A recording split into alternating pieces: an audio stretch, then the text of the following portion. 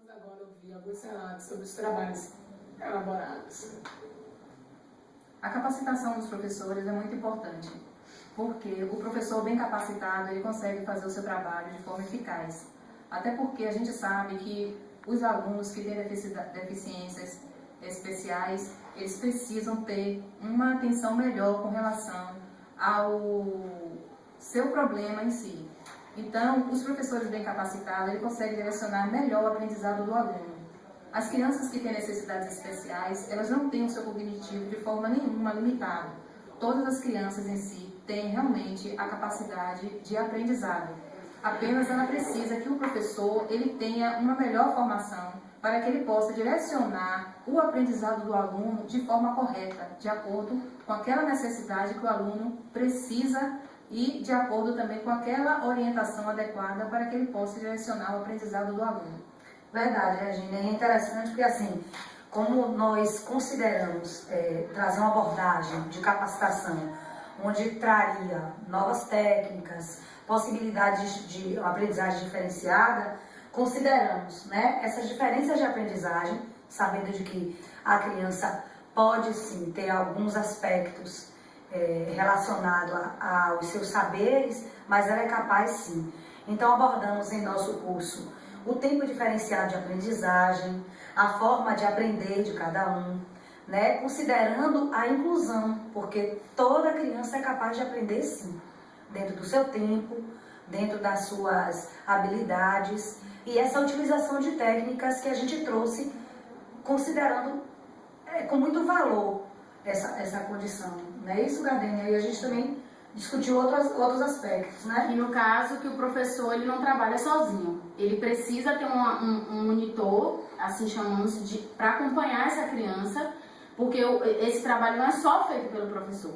Precisa de uma ajuda também institucional. A escola como um todo, ele precisa trazer profissionais para que a criança tenha esse respaldo de ter ajuda do professor, do monitor, de um psicopedagogo, de uma psicóloga, se necessário. Então, assim, o professor tem que se capacitar? Tem. Ele precisa buscar uma melhor prática, um melhor aprendizado para essa criança, para ela estar inclusa na sala com as outras crianças, para que ela possa ter no mínimo também um desenvolvimento equilibrado para isso, mas ele não trabalha só, ele trabalha com um psicopedagogo, um psicólogo, com a direção, a coordenação, enfim, tudo para que essa criança tenha um respaldo em aprender melhor, em ter essa capacidade de chegar a esse objetivo de crescer com esse aprendizado. Verdade. E a gente vai considerar isso também bem assim, específico no PPP, que é o que a gente vai ouvir a colega. Diante da construção do nosso projeto, né, que as meninas falaram um pouco, então assim, tivemos como fundamentos o PPP de uma escola que trabalha com educação infantil, né, dentro da cidade de Salvador. Uma frase que podemos citar é a de Marion Westman, né, que ela diz que se uma pessoa não pode aprender da maneira que é ensinada, então é melhor ensinar da maneira que se pode aprender. Então, assim, vemos que os alunos com necessidades especiais, eles devem permanecer numa sala regular, pois a convivência com o social, né, com outras crianças, onde há diferenças, lhe trarão mais oportunidade de socialização, autonomia e momentos diversificados de aprendizagem. Então, cabe à escola o seu processo de adequar, né, mais compromissado e mais concedendo um ambiente de uma forma mais abrangente e menos restritivo.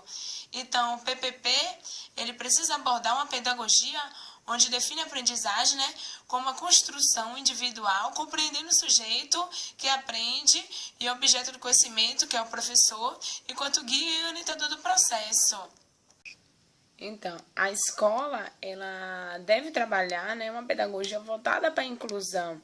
Então, o professor também ele deve buscar o auxílio de outros profissionais, como o psicopedagogo, o psicólogo, o fonoaudiólogo, para poder o auxiliar no processo de aprendizagem daquela criança. Então, assim, há alguns métodos hoje em dia que auxiliam, né, como é o caso do PEX, né, que é um sistema de comunicação através de figuras, onde a criança ela se comunica através daquele material.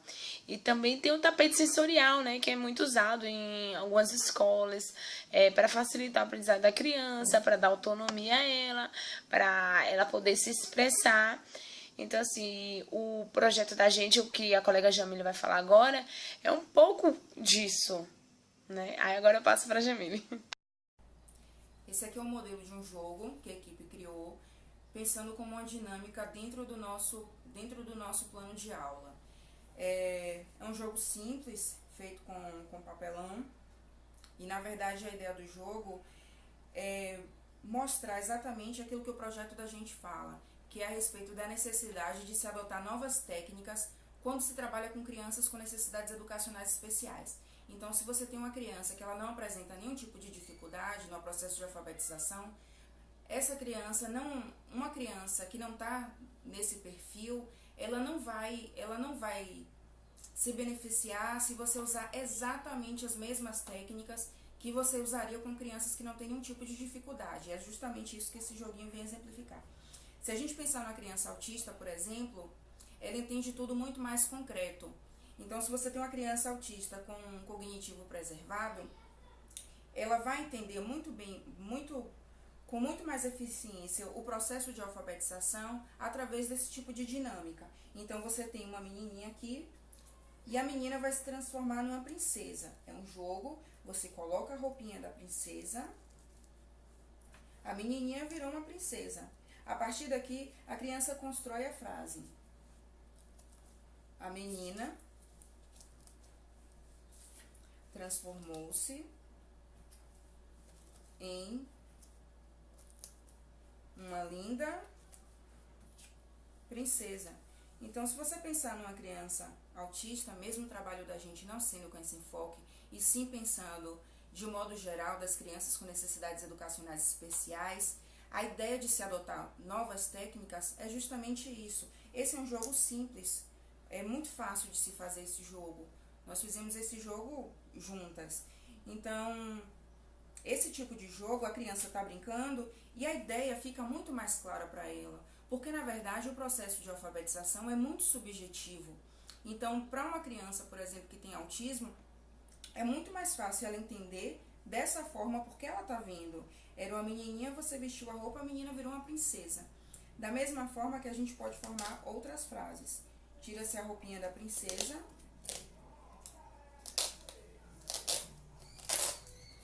Muda-se a frase. E a princesa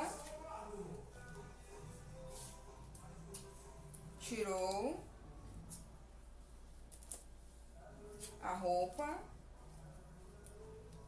para tomar